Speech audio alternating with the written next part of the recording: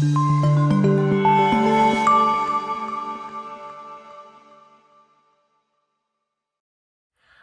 wonder if you had the power to change anything, what you would change.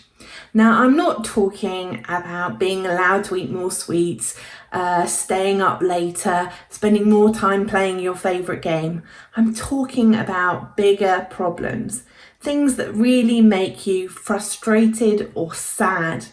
It might be things that affect the whole world, or it might be something that's happening to you or someone that you really love, your family or one of your friends. Well, we're going to be thinking today about a story in the Bible where God completely changes a situation for several people actually. And there are lots of stories in the Bible about how God is able to do this. And I think we still have to believe that God is able to do everything and anything, even the things that seem impossible. Now, it might not always happen exactly when we want it to happen. We might have to wait, but actually it's important for us to talk to God about these things and also see what we can do as well to make things better. So today I want you to think about those things that you would like to change. Now, what you could do is in a minute pause me. Now, you could just have a chat about those things, but what I've done is I've actually written them down and I've made them into a paper chain. Now, the paper chain you'll see in a minute is connected to our story today, but also it actually might be really helpful for us as we think about what we want to pray about in a moment. So I've written on my paper chain some things that I would really like to see different in this world. And some of them are big things like about poverty, climate change, of course, COVID-19 and the fact that so many people are unwell. But also some of them are smaller things or things that are more personal to me anyway. So something like being able to see some of my family who we haven't seen for months. My mum being without pain because she's waiting for an operation that's been cancelled because of everything else that's been going on. So press pause, either have a chat or why don't you have a go at making a paper chain, and then when you're ready, press play and I'll tell you a story from the Bible.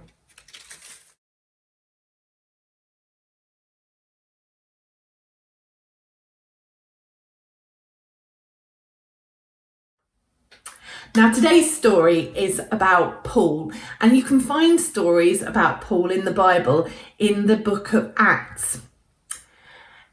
Now, Paul is someone who had had a really dramatic change in his life.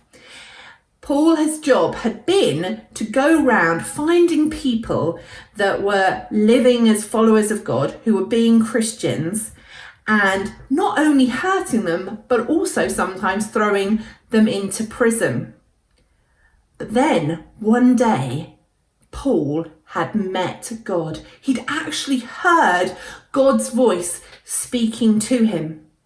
And from that moment, Paul had decided to live as a Christian himself, not to hurt other followers of God, but instead to live his life as a follower of God. God had completely changed Paul's life. And so that became his job, to tell other people about Jesus.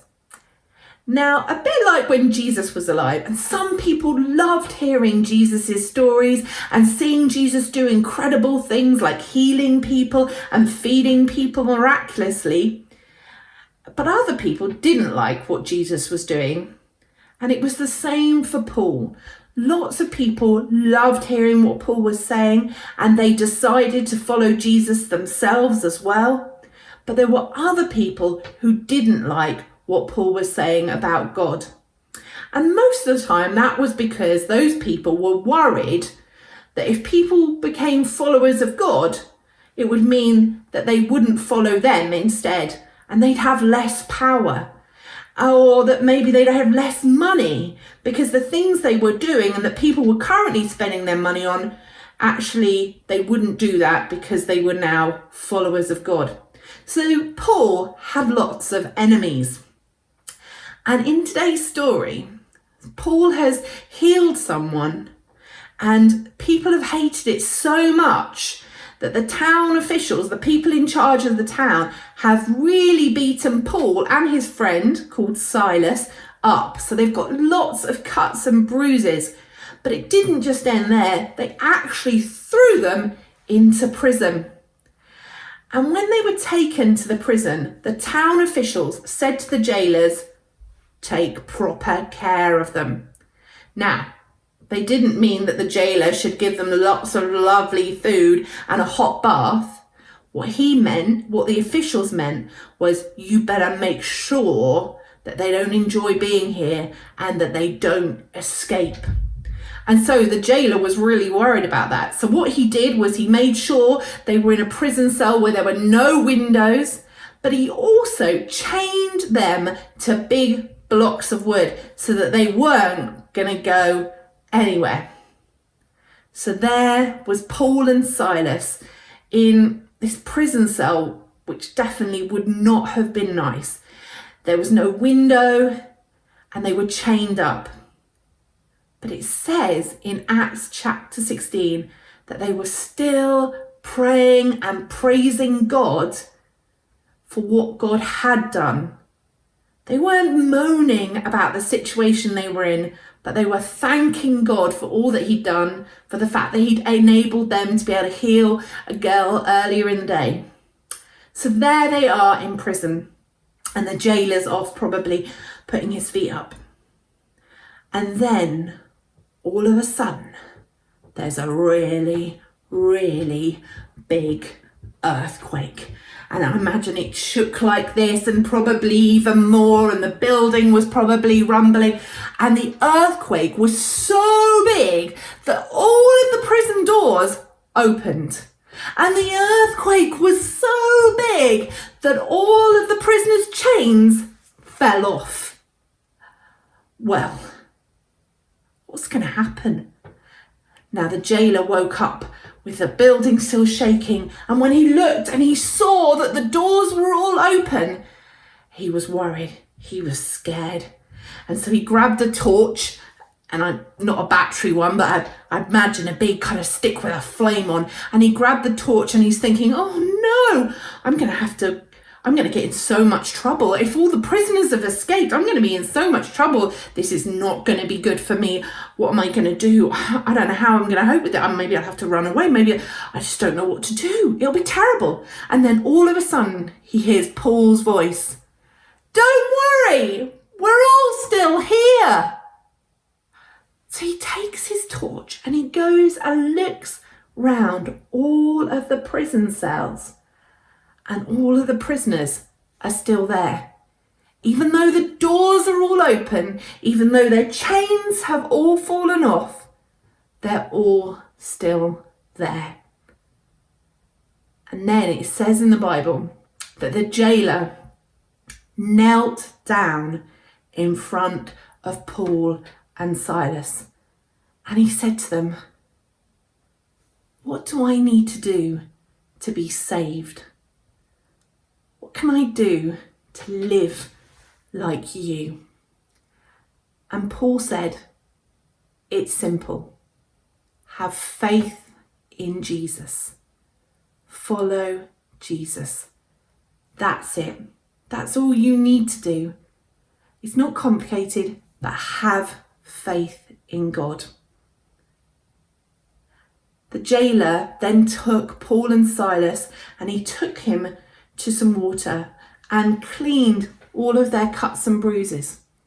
And Paul and Silas told the jailer and his family more about who Jesus was and what it meant to live as a follower of Jesus and to have faith in God. And the jailer and his family all decided to follow God.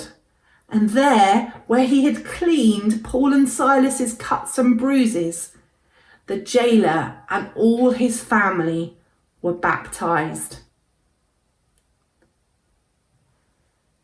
Not only had God made it possible for Paul and Silas to be free from prison, which in itself is amazing, but also the person who'd locked them up, the jailer, had not only now let them go, but also had decided to change his life completely and follow Jesus himself.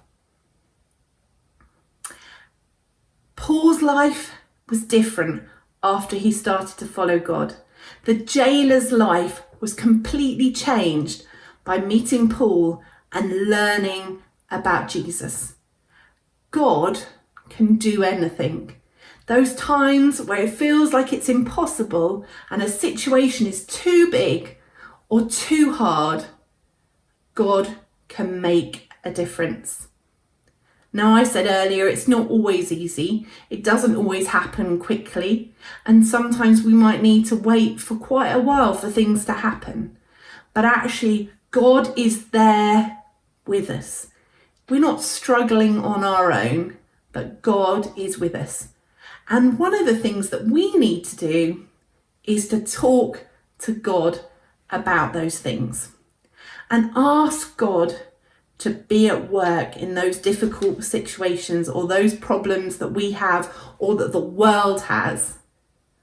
And ask God to be at work, and also ask God, what can I do to make a difference? So, if you made a paper chain, or if you made a list, or if you thought of some things that you think are challenges at the moment, I'm going to hold my paper chain up, but then I'm going to put it down because it makes quite a lot of noise. If those things that you think about in a minute, when this video is finished, what I want you to do is spend some time together praying about those things. Pray to God that he will be at work. Whether it's your problems that you might have or that your challenges you're facing at school or at work, ask God to help you. But if it's bigger problems, things that we're challenged with in the world, coronavirus, climate change, poverty, injustice, where not everyone's treated the same, pray that God will be at work in those situations as well, that he can make a difference. And then spend some time listening and ask God the question, what can I do? And catch what God is saying to you or to your family about what you can do in those situations. Now, he might say to you, wait. He might say to you, follow me. Or he might give you something, a particular job to do, like he'd given Paul a job to do. So I'm going to finish now, and I'm going to leave you with some time to pray together and ask God to be at work in those difficult situations. Don't forget, I've made a playlist of some songs that you might like to listen to this week that are all connected to this story and what we've been thinking about. And you can find that playlist on the St John's Colchester YouTube channel. And I'll leave a link on the St John's Family's Facebook page as well. So pray together now and have a great rest of the day.